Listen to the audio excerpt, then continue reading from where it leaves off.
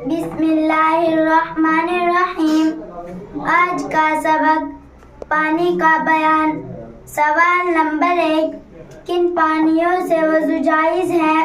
جواب نمبر 1، منہ کا پانی، چشمے یا کنویں کا پانی، ندی یا سمندر۔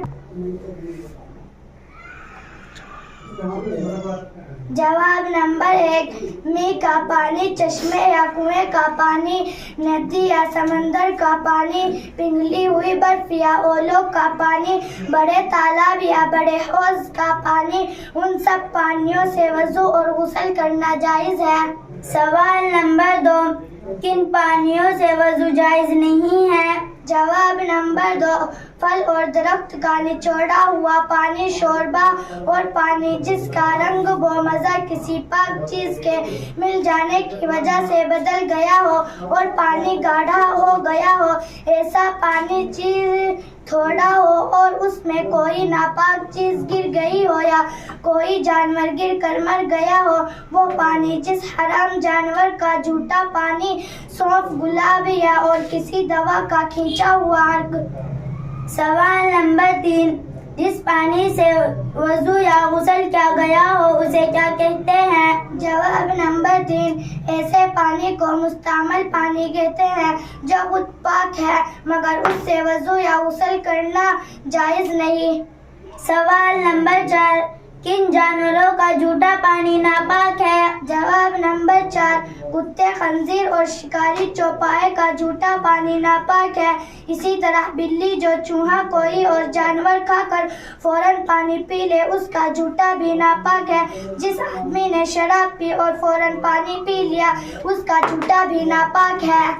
سوال نمبر 5، کن جانوروں کا جھوٹا پانی مکروہ ہے؟ جواب نمبر 5، بلی بشرط اگر فوراً چوہا نہ کھایا ہو، چوہا، چھپکلی پھرنے والی مرغی، نجست کھانے والی گائیں، بھینس، کوا، چیل، شکرا اور تمام حرام جانوروں کا جھوٹا مکروہ ہے۔ سوال نمبر 6، کن جانوروں کا جھوٹا پانی پاک ہے؟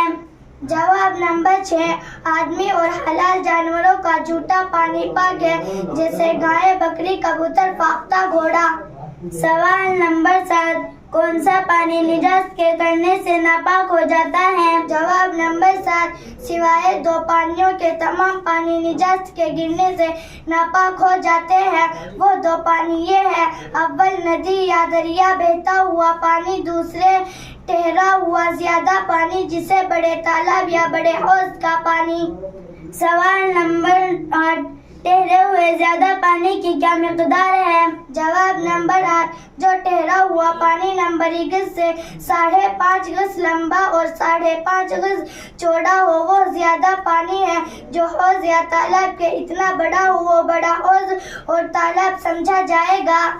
سوال نمبر 9، نجاست کرنے کے سوا اور کسی چیز سے تھوڑا پانی ناپاک ہو جاتا ہے؟ جواب نمبر 9، اگر پانی میں کوئی ایسا جانور گر کر مر جائے جس میں بہتا ہوا خون ہوتا ہے تو پانی ناپاک ہو جاتا ہے جیسے چڑیا، مرغی، کبوتر، بلی، چوہا۔ سوال نمبر 10، بڑے تالاب یا بڑے حوض کا پانی کب ناپاک ہو جاتا ہے؟ جواب نمبر 10، جب اس میں نجاست کا مزہ یا رنگ یا بو ظاہر ہو جائے۔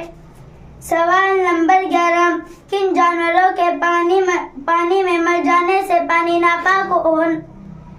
ناپاک نہیں ہوتا؟ جواب نمبر 11، جو جانور کے پانی میں پیدا ہوتے اور رہتے ہیں جیسے مچھلی، مینڈک اور جانور جن میں بہتا ہوا خون نہیں ہے جیسے مکھی، مچھر، بھٹ، چھپکلی، چونٹی، ان کے مرنے سے پانی ناپاک نہیں ہوتا۔